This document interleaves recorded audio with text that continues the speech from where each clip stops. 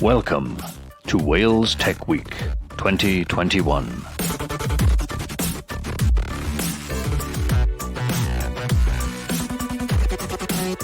Thank you to our partners. Enjoy the session.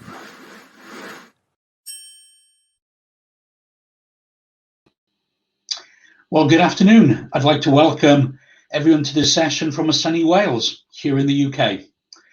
My name is Neil Sanford and I'm the Trust and Security Lead within the Trade and Investment team at Welsh Government. It's my role to help UK and international cyber and tech companies locate and grow in Wales.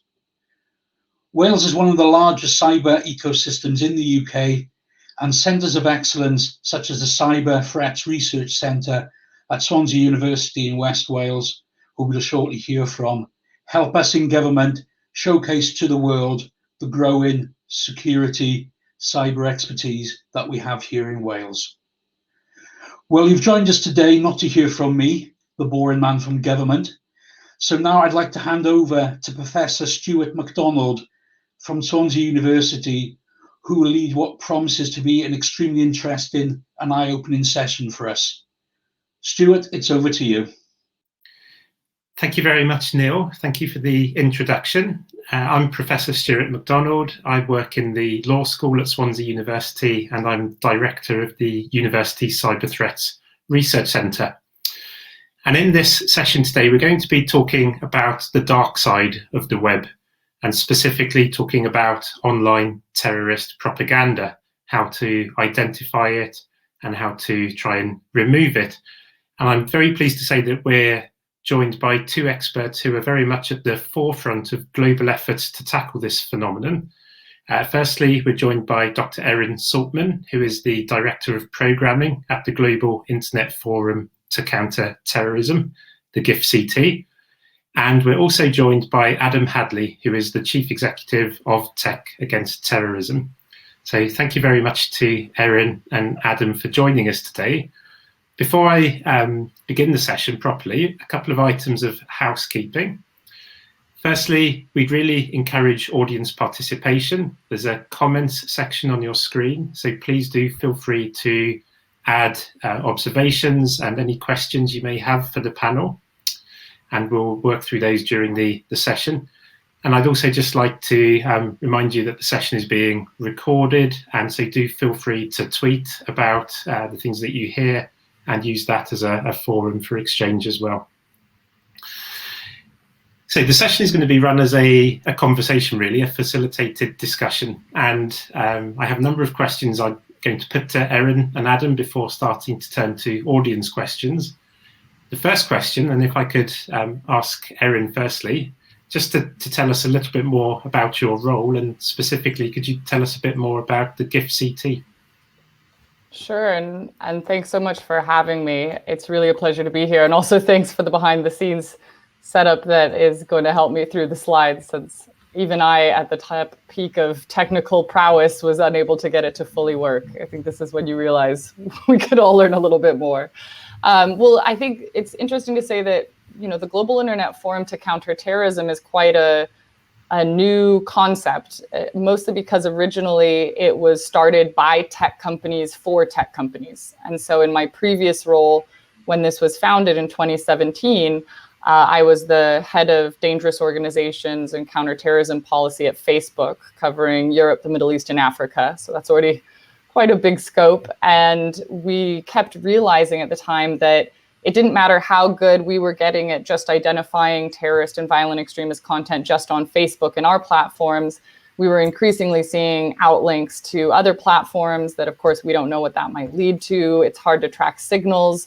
And we realized that the better we might get at getting down the obvious content or profiles, we're not law enforcement. That doesn't mean we put anyone in jail. It just means it proliferates to smaller, less regulated platforms, or finds adversarial shifts to try to stay on the bigger platforms. So if you go to the next slide, the real point was to try to create an infrastructure, so founded by YouTube, Microsoft, Twitter, and Facebook to start with, to question, you know, where can we share technological solutions. So if I'm doing one thing on Facebook, where can I share some of that like photo and video matching technology to other platforms, for example? Where can we get better action-oriented research? So research that really guides the hands of tech companies to understand what the adversarial shift is, how group identities are forming around violence. And that's where we really rely on a lot of researchers like yourself, Stuart, and a lot of the work that Adam does at Tech Against Terrorism. But also then where can we share that knowledge? So it's not just some secret group, but actually allowing academics in the room, government, law enforcement with tech companies. And then really in the aftermath of the Christchurch, New Zealand attacks, where can we get better at responding when there is a real world ongoing threat, but that has an online dynamic to it, like a live streaming. And so we've built out a bunch of crisis response. And if you go to the next slide, I think it's important to mention that in order to create an infrastructure, about a year plus ago, the tech companies realized this can't just function as its own multilaterally run endeavor. It actually got quite big and it needed to become an independent NGO. So that's when I left the cozy tech position and became director of programming for the GIFCT. And it was important that we not only had an operating board made of the founding tech companies, but also have an independent advisory committee that includes some government representatives, but largely includes civil society representatives and experts from around the world, including human rights experts, to make sure that we're not countering terrorism at the cost of human rights or at the cost of some unintended consequences. So it kind of feeds into this structure where our programs and our outputs and our partnerships, like with Tech Against Terrorism and like with Swansea, allows us to have this robust buy-in from a lot of different sectors. And if you see the next slide, I think it's important that we start thinking a little more laterally. When we say the internet, we usually are only thinking about 2 or 3 big tech companies. But if you start looking at who has come to the table, recognizing that they're facing terrorist and violent extremist exploitation on their platforms, it's not just the usual suspects increasingly. This is why GIFCT partners so closely with Tech Against Terrorism. They have a globally renowned expertise in trends, especially across smaller platforms, or just platforms that are new to this space, not the usual suspects. And so we have to look more holistically about what does membership look like? How do we make sure that there's a minimum criteria for this membership? So again, Tech Against Terrorism act as a mentorship body for onboarding tech companies to our efforts. And it's important that we don't just think big social media. We think about financial tech and room bookings and smaller ways of communication that we know bad actors often use. One of the best pieces of research that I throw around to lots of governments was actually by some of Stuart's team at Swansea University that really just tracked, even if you look at something like Twitter and you look at how terrorists and violent extremists were sharing content, they were linking to other platforms. And a lot of your research here in Swansea has literally been read around the world because it showed you're not just looking at Twitter, really, you're looking at hundreds of different microsites and other platforms that are linking to Twitter, which kind of shows you this interplay between the platforms that we can't ignore if we're going to tackle the threat. And just, I think I have one more slide just to kind of get us started in the conversation, which is we really try to think of programs in where is it about prevention, where is it in response to real world crises, and where is it about learning? And I think in the prevent and in the learn space, that's where it's so critical to have the partnerships like with Swansea University. I was saying, as somebody that travels all around the world, I look forward every year to joining the Terrorism and Social Media Conference hosted in Wales. Sorry, it's not in person this year, but it literally is at the forefront of a lot of this research that the biggest tech companies globally are looking to guide them in understanding what threat looks like. There might be just one more slide and then I want to open it up, which is one of the things we're trying to do more so is open up GIFCT efforts to different types of expertise. And so we do have these ongoing working groups, and Adam helps run one of them around technical approaches, but there's big questions to be asked about what are the legal parameters of censorship and removal versus human rights and free speech, or where do we see algorithms being abused or perhaps misleading people to the wrong types of content? What does that mean? And then how can we be more transparent about our efforts? So I'll share some links in the chat if people are interested to follow through, but this is kind of a 360 interplay. It's not actually just by tech for tech. It ends up being a quite multi-sector collaboration in the end. Thank you very much. That's a really helpful overview of GIFCT, and it leads quite nicely on to me asking Adam the same question. So Adam, could you tell us a little bit about Tech Against Terrorism and the work that you do? Of course. Stuart, first of all, many thanks for the invitation to speak today. We're very pleased to present more information about Tech Against Terrorism, and also thank you more broadly to Swansea for this. We've worked together for many years, and we're very grateful for the expertise that you bring to this area. So in terms of Tech Against Terrorism, we're a public-private partnership originally born out of a UN Security Council process. And we are deliberately set up to work with democratic governments, with the tech sector, big and small, with civil society, and with other international organizations. And we believe it's important to have a really broad community of stakeholders focused on this issue of terrorist use of the internet because of its importance. Underpinning our work at Tech Against Terrorism is the importance of upholding human rights and freedom of expression, and ensuring that counterterrorism, as applied online, is done in a way that supports and reinforces the values that we have in democratic society. In terms of the focus of our work, we, as Erin has alluded to, at Tech Against Terrorism, we focus on all forms of internet technologies used and exploited by terrorist organizations. This includes content sharing, social media, fintech, as well as all the infrastructure behind this. So it's a pretty broad scope that we have at Tech Against Terrorism. And the reason for this is because in reality, terrorists use a whole range of platforms, often in tandem. Long gone are the days when terrorists will only use one or two of the larger platforms. These days, the problem is that terrorists are extremely adept at using hundreds of platforms simultaneously to share content. And that presents a systematic challenge in terms of supporting these platforms, which is where Tech Against Terrorism comes in. And of course, as Erin has mentioned, the Global Internet Forum to Counter Terrorism. At Tech Against Terrorism, our focus is largely on the very small platforms that are being used by terrorists. In fact, the majority of terrorist activity that we come across is on these smaller platforms. But these platforms, because they're so small, they don't necessarily make any money, they don't necessarily have any staff. Actually, they find it really difficult to deal with this and are easily exploited by terrorist organizations. In terms of the work we do, underpinning this is analysis of the threat and outreach to tech platforms. Using this, we then establish best practice knowledge sharing. We work with the GIFCT, we work with the tech sector through webinars, developing training materials, and as Erin has mentioned, the GIFCT membership program, which we support. Underpinning this is our focus on building software, on gathering data, and providing practical support to tech platforms that most need it. In terms of successes, recently we work very closely with the GIFCT. We've actually supported the GIFCT onboard 8 new tech companies, which is really great. And behind the scenes, we're working with tech companies to improve terms of service and improve generally how they remove terrorist content.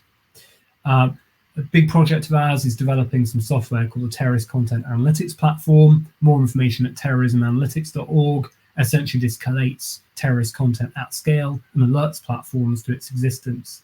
And to date, we've verified thousands of URLs, resulting in 90% of this material being removed. We'd be very happy to speak with more platforms who could benefit from the service so that they can remove terrorist content in a more timely fashion. Thanks, Stuart.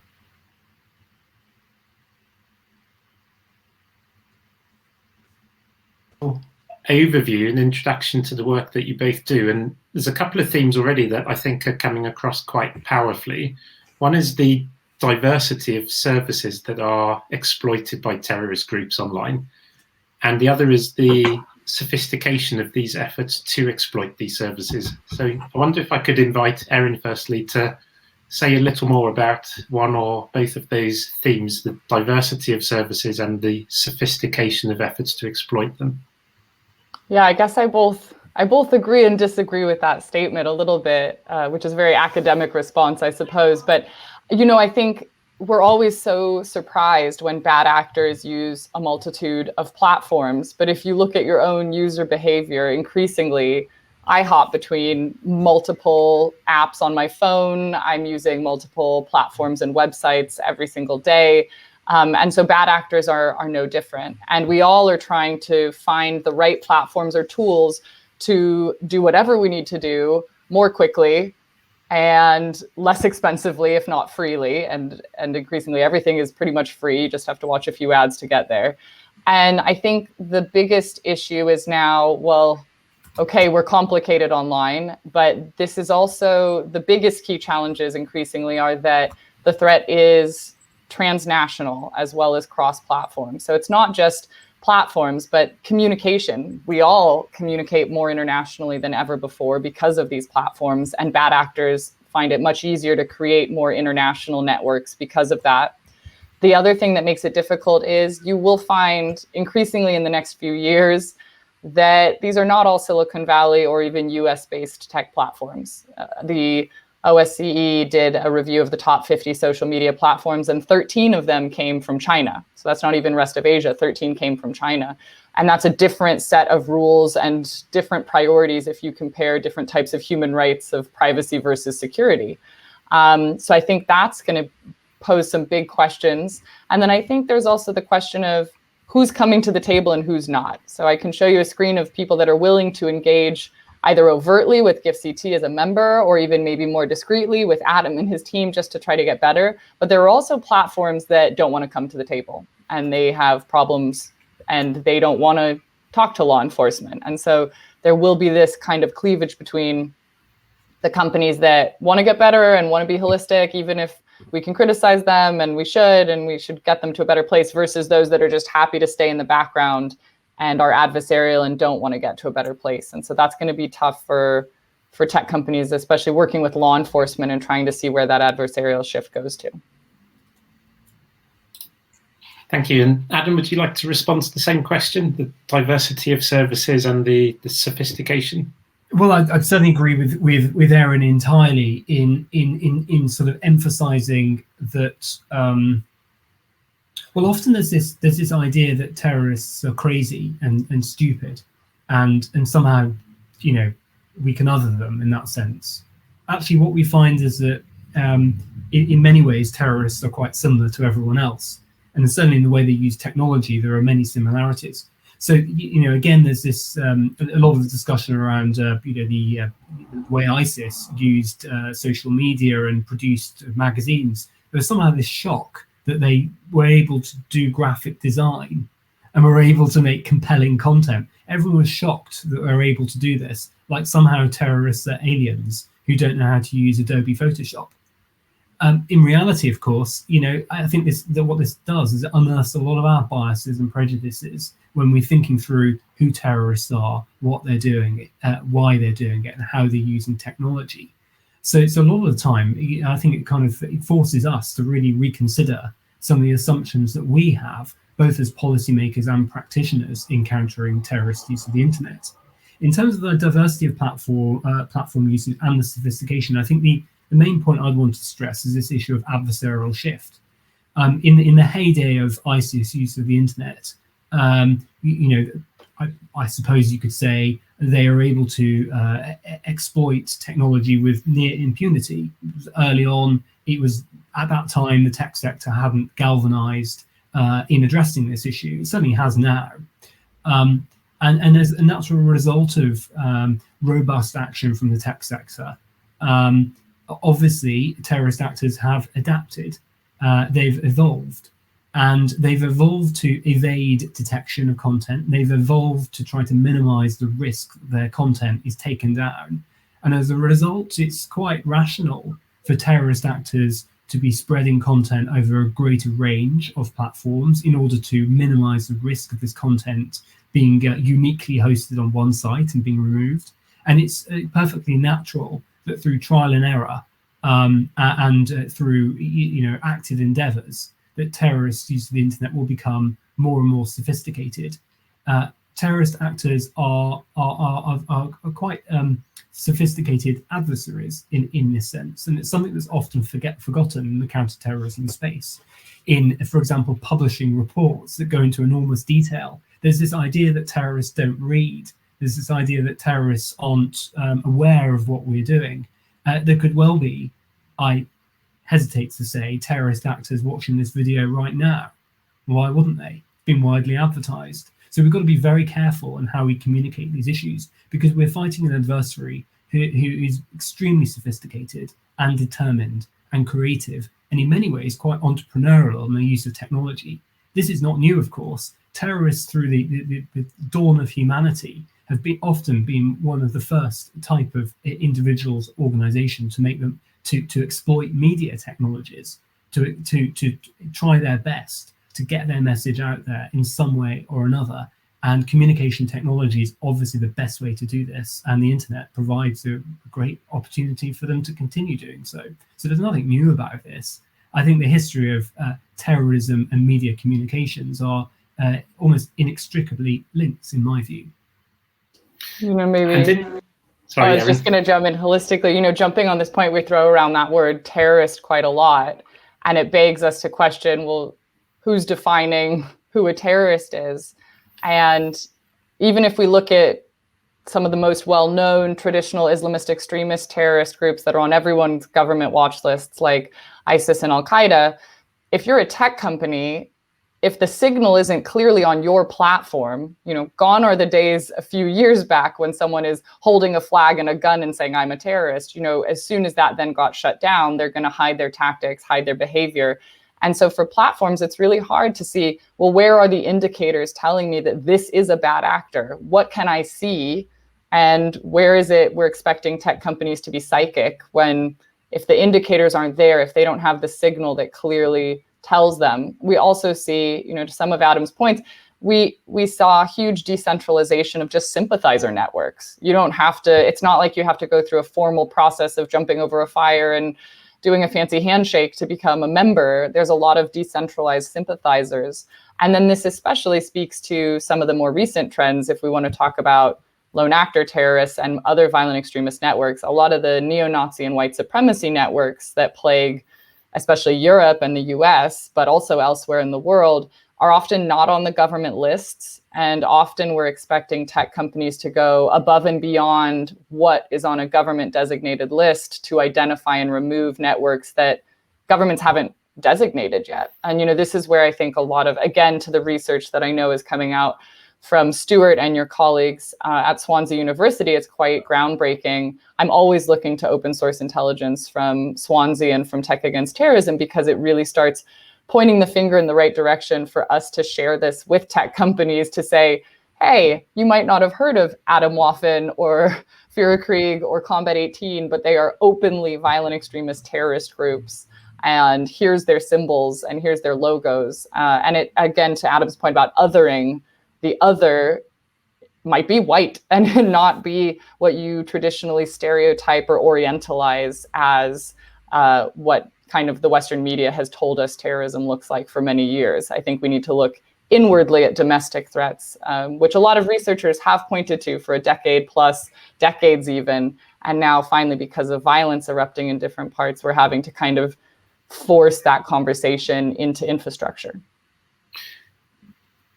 And maybe if we could start to drill down a bit into some of the challenges that have been identified, and if we could think firstly about the definitional challenge and the what is terrorism question. How do tech companies deal with that challenge, deal with having to define a term like terrorism, which has caused governments and IGOs so much difficulty? And with particular reference to the use of AI, when you're looking to use automated tools to recognize content, how does the definitional uncertainty affect those automated efforts? I mean, maybe I can start and pivot to Adam, because I'll give you big picture and he can give you some of the real nitty-gritty details on this. I did share a GIFCT resource guide in the links. And so you can actually click through to that and see everyone's terms of service of at least the companies that are GIFCT members, because one of their membership criteria is that they have terms of service or community standards that explicitly prohibit terrorist or violent extremist content or exploitation on their platform. So you can really start seeing the variation of how different platforms are approaching this. Some are very rightfully just going to go with a legal framework. If they're a US company, maybe that means just the US designated list, possibly the UN designated list. So there's a lot of companies that just say, hey, if it's on the list, then it's terrorism, but I don't have the capacity to define things in-house. And then that spectrum shifts all the way over to the other side of the spectrum, like with Facebook, where we actually, when I was there, developed a behavioral-based definition of terrorism. And again, Stuart, you were one of the consultants in the room helping us get some feedback on what that should look like. Both sides of those spectrum have big pros and cons. You know, if you're tied to a list, we know that governments have very political reasons for what is or is not included on a designated terrorist list. And on the other side of the spectrum, do you fully trust a private company to define what terrorism is for you and keep their own lists above and beyond what governments say? And so I don't know if anyone ever says, I 100% trust government lists or I 100% trust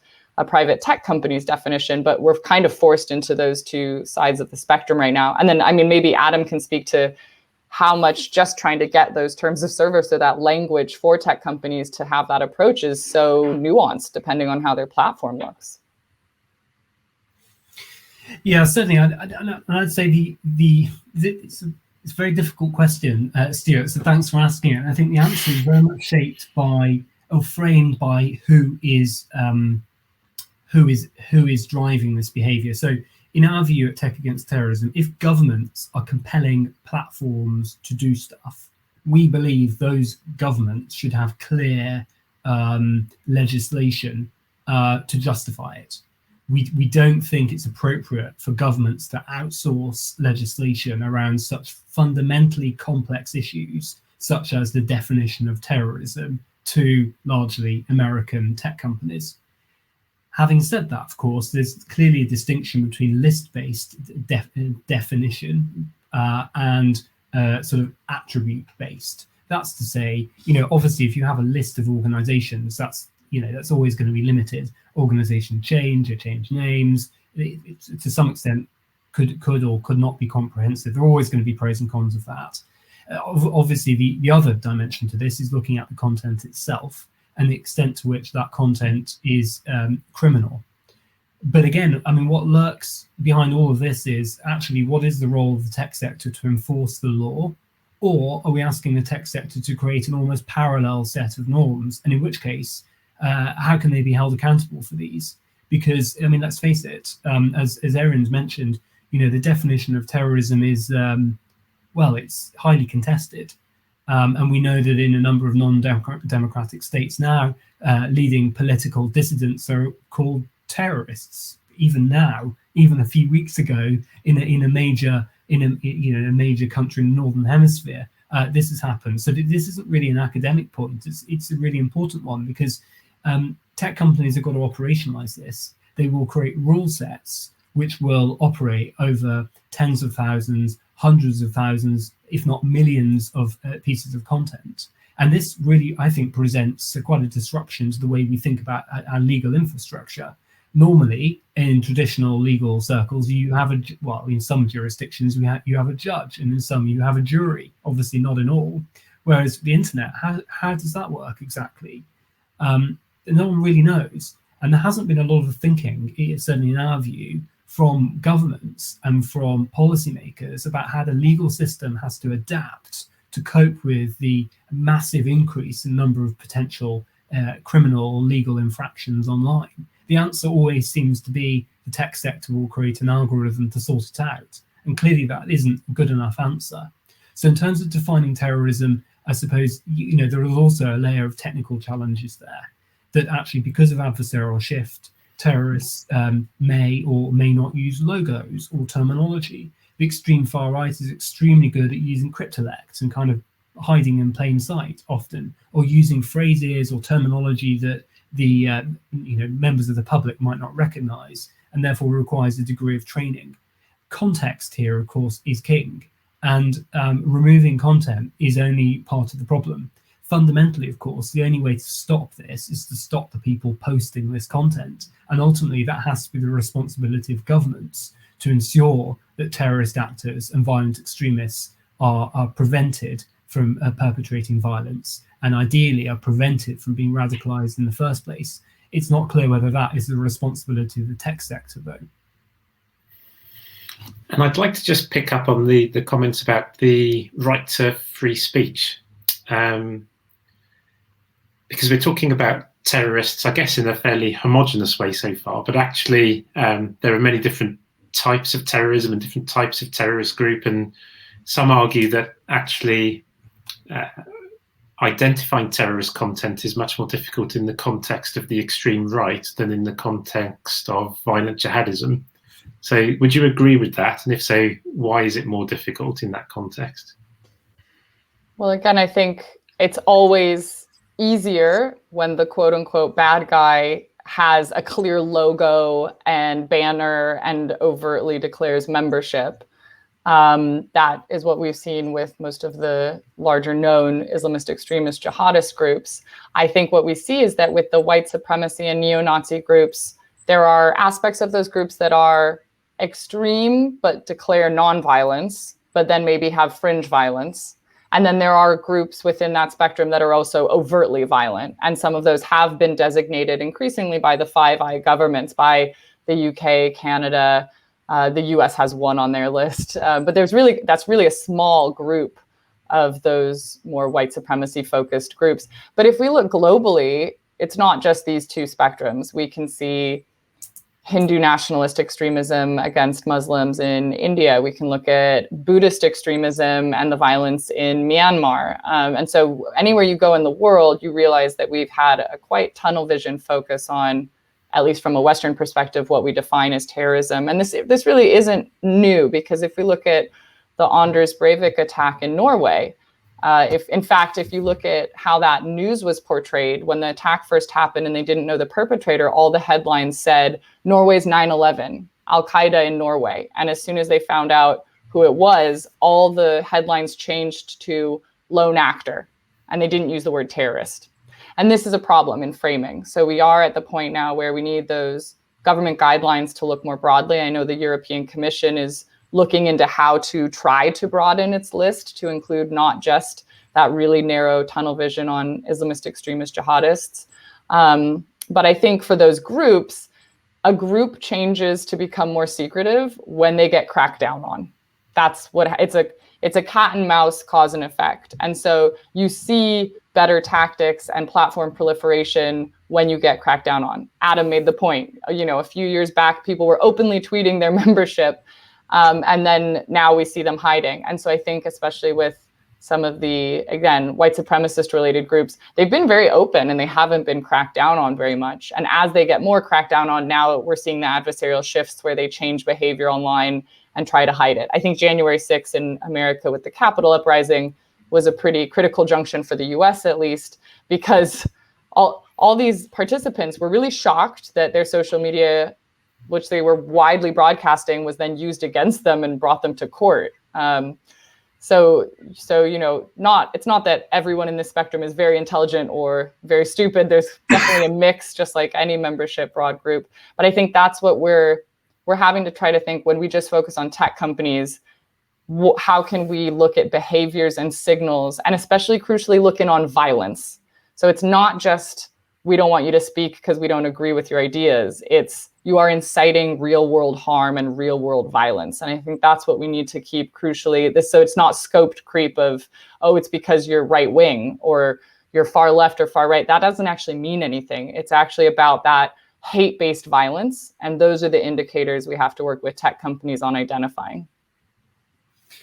It's always great speaking on the same panel as Erin, because I think our points, reflect each other's somewhat. Because we've worked together for so many years now. I think my point is very similar to Erin's, which is, Stuart, your question is interesting because I think it kind of betrays sort of cultural framing. That's to say, in certainly in Europe or in the UK, when we think of terrorism, at least now, we might think we other it, right? We think of violent Islamist extremists. we probably don't think of the Troubles in Northern Ireland. Probably not the first thought that we have, for various reasons, at least not anymore.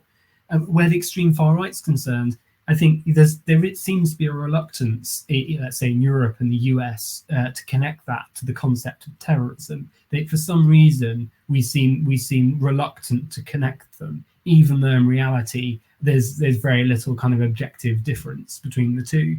To Erin's point around the attack in Norway. And the other issue is, I think, certainly right now, the extreme far right is part of the political mainstream. And there are many narratives that, let's say, neo-Nazis use, that the Daily Mail also uses. There are similarities between mainstream newspapers in the United Kingdom and views of neo-Nazis. It's pretty extraordinary. So a lot of the grievance narratives overlap, unfortunately. So it's really quite a messy situation, and means that certainly in the cultural framing that we have in the United Kingdom, it makes it much harder to distinguish between the different kind of the spectrum of the extreme far right. And also there are examples of incitement to violence by politicians in this country that does not go, there's no prosecution, for example, if a leading politician says, if Brexit doesn't happen, we'll go onto the streets with guns. There's no prosecution from that. But if someone had said that from a different cultural background, presumably that would have been prosecuted as incitement to violence. So this is a really complex issue, unfortunately. But the reality of this is tech companies have to make decisions regardless of the political ambiguities that ensue. And the big tech companies and the small ones have similar problems here. And to Facebook's credit, I mean, who'd have thought it? Facebook has tried to define terrorism itself. It's had some criticism for this, but it felt like it had to define this because governments are simply not forthcoming in providing clarity.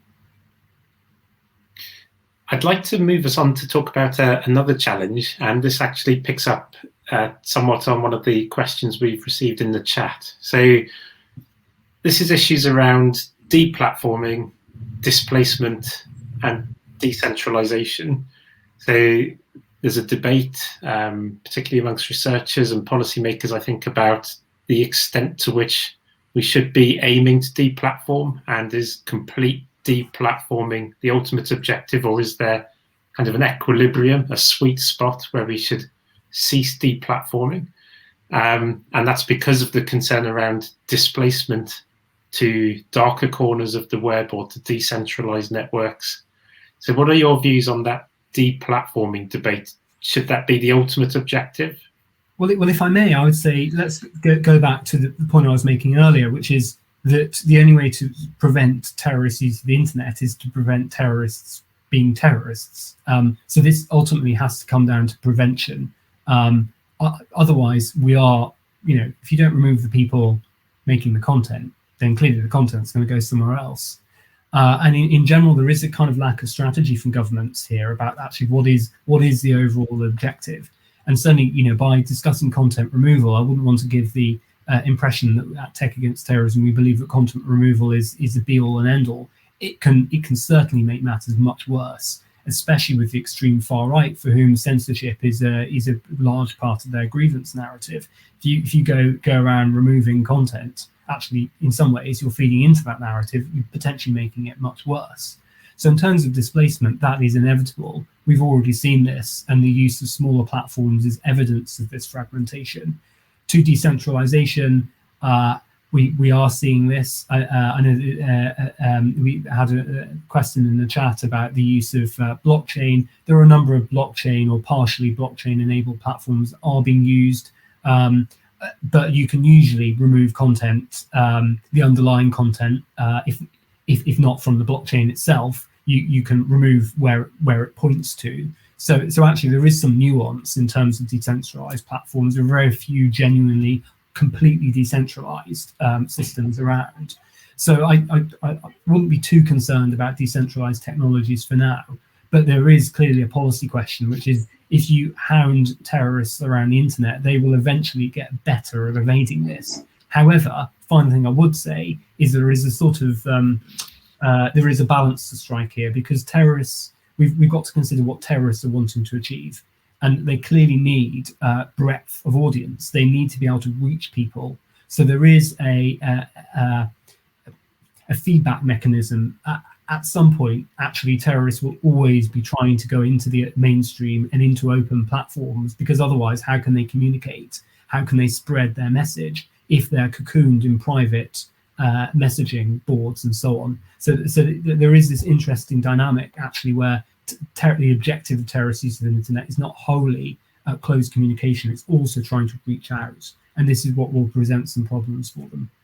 Yeah, and to that point of deplatforming, I shared in the chat some of the recent GNet insights that are specifically about deplatforming or mention deplatforming.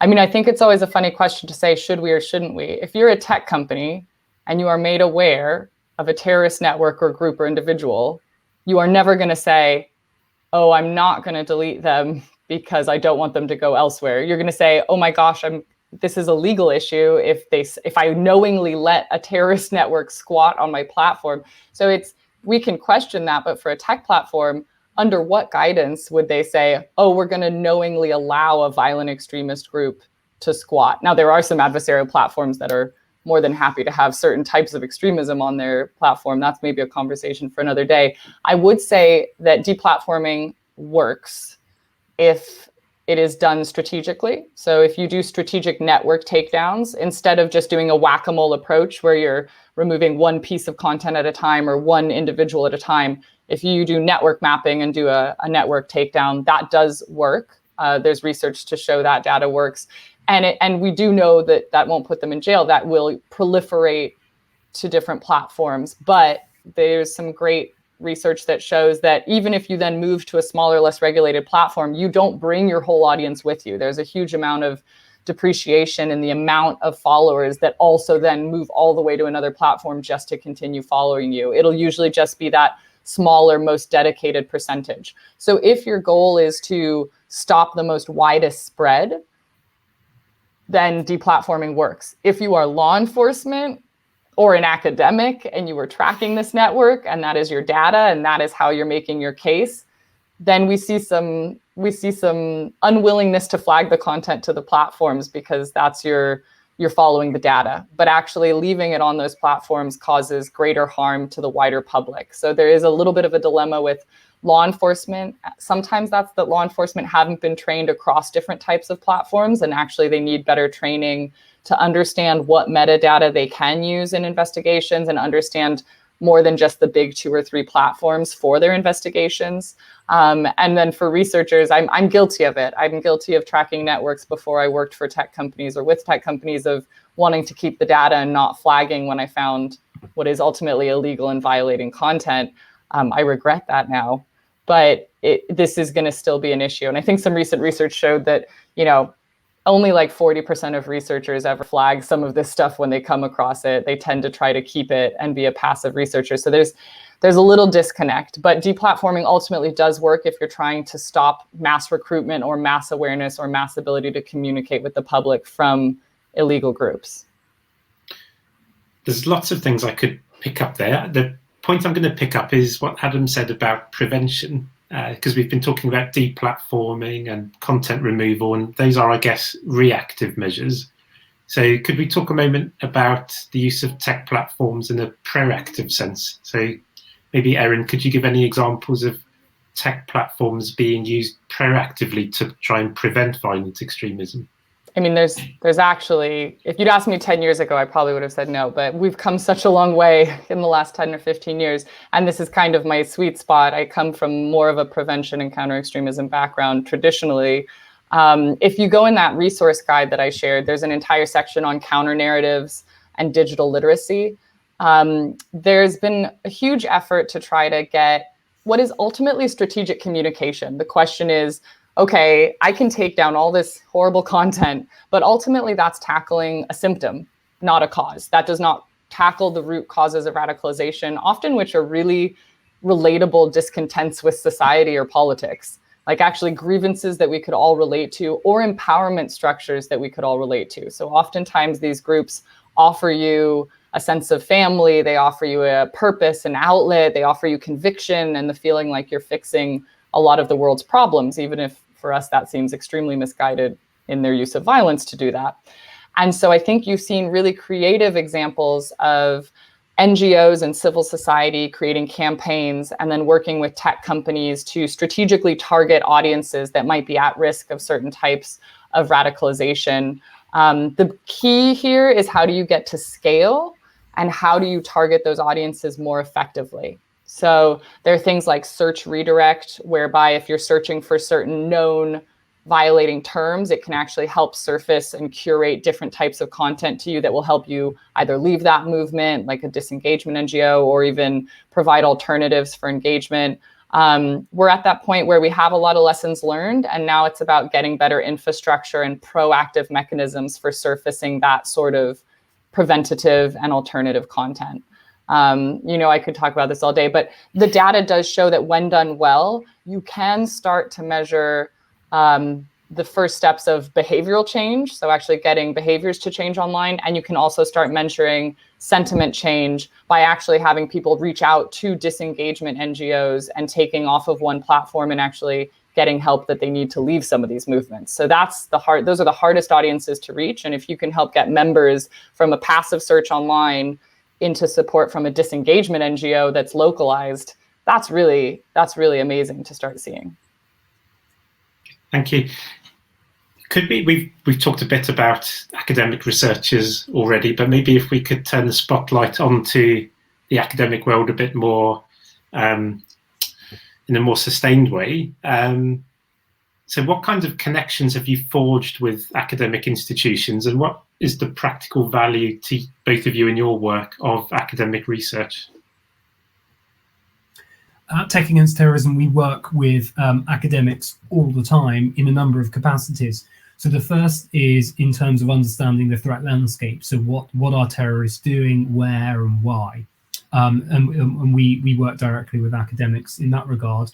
And secondly, in respect of ethics and the legal component of what we do. So we have a number of academics on our academic advisory board. Quite clearly, it's vital that organizations such as Tech Against Terrorism and the GIFCT work very closely with academics and ensure that the work that we do is grounded in the rigor that academic research can provide.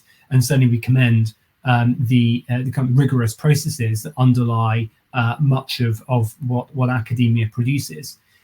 The complexity here, of course, is that there is a group of people who are not, maybe are academics, maybe are researchers, but don't publish papers. And this presents some problems around the ethics of research in this area, some of which Erin has alluded to. I mean, we are so reliant. I work with day-to-day 17 different tech platforms. And then in our wider efforts with Tech Against Terrorism in partnership, we work with lots more platforms. I mean, Adam really is working with some of the fringe platforms that don't want to talk to anyone else. So when we talk about research, we're really trying to see what insights are needed to feed to the tech companies so that they can understand a problem and act accordingly to get to a better place with it. The other reason it's important to have academics at the table in dialogues is because oftentimes there's a lot of disconnect about what data is available and what data researchers want.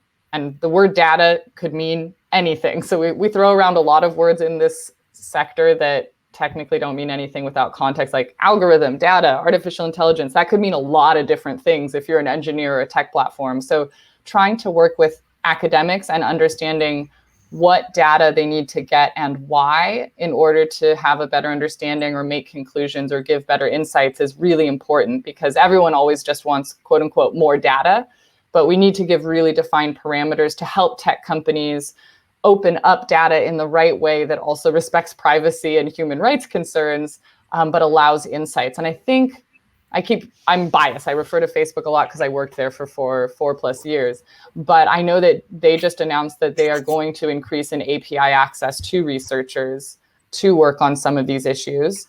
And if we look back a couple of years as well, you can see why API access was shut down a lot. Post Cambridge Analytica was not a data breach. It was a research contract breach. And everyone has heard about it, and it was a huge issue. And so, of course, after that, a lot of API and data access was restricted to third parties.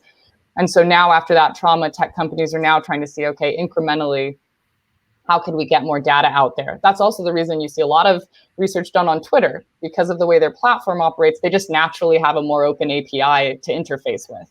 But there are some really good tools like CrowdTangle, maybe I'll share that in here, that actually does some cross-platform analysis, or just some light touch social listening tools that kind of scrape across platforms. But researchers are needed at the table on that one way to give the insights to the tech company, but also on the other way so that tech companies understand what researchers need so that their insights are better to help them. And so that interplay is really crucial. And in answering Brody's question in the chat, if you come across content that you believe violates terms of service and is affiliated with a designated terrorist organization, we'd always advise reporting it to the platform. If you have trouble doing so, please reach out to us at Tech Against Terrorism. We'll support you. It may well be that we already have a relationship with that platform and can expedite its alert to the content moderators running that service. Thank you.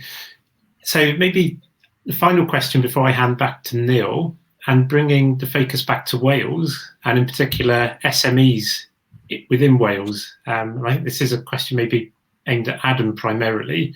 What opportunities exist within Tech Against Terrorism for Welsh SMEs?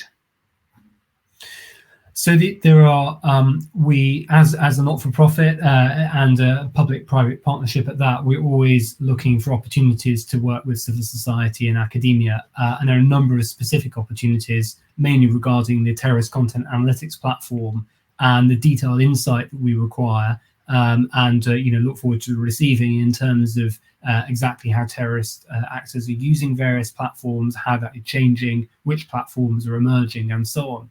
Also, there's support I think would be beneficial in terms of applying computer science approaches to the research and analysis we do, and also bringing to bear other domains, other academic disciplines that could be, where there could be some lessons to learn and apply.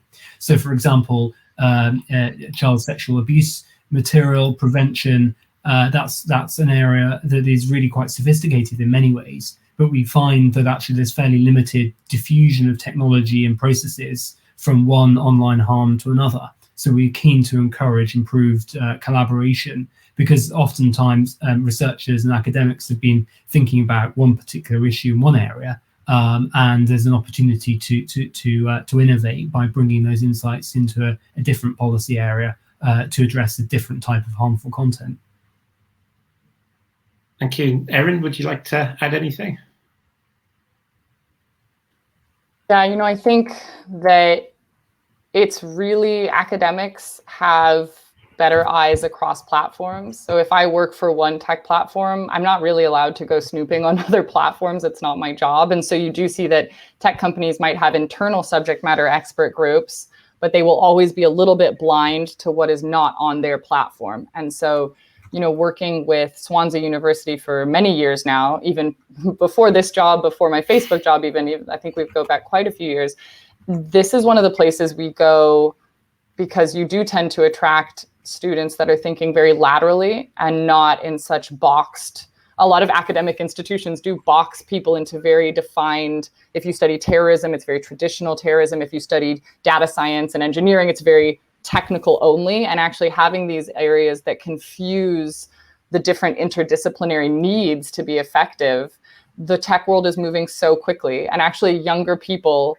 are digital natives and older generations are digital migrants. And we need younger people that are more fluent in just the online speech and fluidity of going across different platforms and using them. And that's why we say, it's not that terrorists are so innovative. It's just that they got a little younger and are more of the generation that they are right now. And so that's why we need younger researchers that are thinking more innovatively about usage and data tracking and adversarial shift tracking. That's where things get really interesting.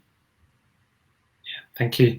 And as you said, I've worked with both of you now for a good 5 or 6 years, and I've seen just how much you've achieved in a short space of time. And as you've shown us today, it really is challenging work, but it's also incredibly important work. And it's fantastic to see just how much you've managed to contribute in that time. So thank you for taking time out today to speak to us.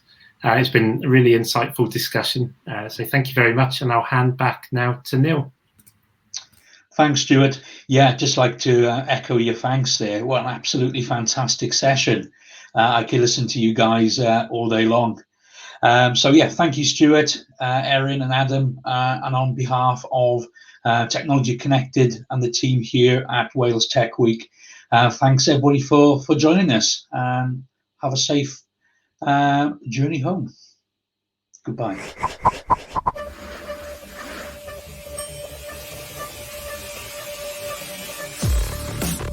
Thank you for watching. Rewatch all of our sessions online. Thank you to our partners.